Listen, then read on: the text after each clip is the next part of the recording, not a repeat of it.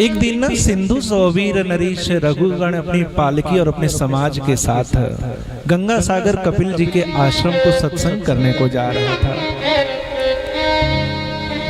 उसका जो एक पालकी उठाने वाला जो श्रमिक है ना, जो मजदूर है, वो बीमार हो गया महाराज।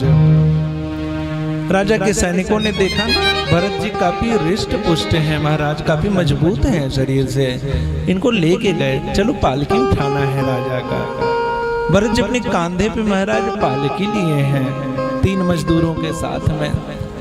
जब भरत जी चलते हैं ना पालकी लेकर के, राजा बैठा हुआ पालकी में, तो पैर के पास महाराज चींटियां पड़ जाती हैं, तो पैर से बचाते हुए चलते हैं।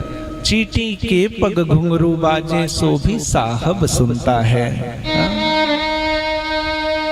चींटियां जब चलती हैं ना, तो उनका कृष्ण वर्ण देख करके भरत जी को ये भान होता है, मेरे गोविंद का रंग यही है, वर्ण यही है, वो भी सांवले हैं, काले हैं, ये भी।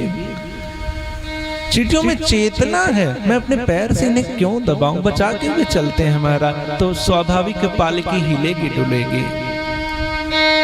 राजा रघुगण का सर महाराज पालकी में टकराता रहता है। राजा कहते हैं, सावधान सावधान प्रतिहारियों, तुम कैसे लेके चलते हो मेरी पालकी को। मजदूरों ने कहा, महाराज हम तो बढ़िया से चलते हैं, ये जो एक नया मजदूर आया है ना, जिसको पकड़ के लाया गया है, यूं तो है काफी मोटा ताजा, लेकिन चलता है लड़खड़ाते हुए। अब भरत जी को कितना भी बोला जाए महाराज, भरत जी में सुधार नहीं, क्योंकि वो जीव हिंसा नहीं करेंगे। रघुगण बाहर उतर आया पालकी से, क्यों जी इतने मोटे ताजे हो तुमसे उठता नहीं है पालकी कायदे से, क्या तुम बहुत कमजोर हो क्या, व्यंग कसने लगा महाराजा। भरत जी कोई उत्तर नहीं दे रहे महाराज। रघुगण ने कहा, सावधान मैं तुझे दंडित करूंगा, मैं तेरे प्राण छीन लूंगा, तू दंडता मुझसे करता है। भरत जी ने कहा, राजा कौन किसका प्राण लेने वाला है, तुम मेरे शरीर को मार करके मेरा कुछ नहीं बिगाड़ पाओगे। मैं शरीर थोड़ी ना हूं, मैं तो आत्मा हूं। हाँ? मैं तो सदा था, सदा हूं, सदा रहूंगा। तुम मेरे शरीर को दंडित कर सकते हो, मुझे दंडित नहीं कर सकते।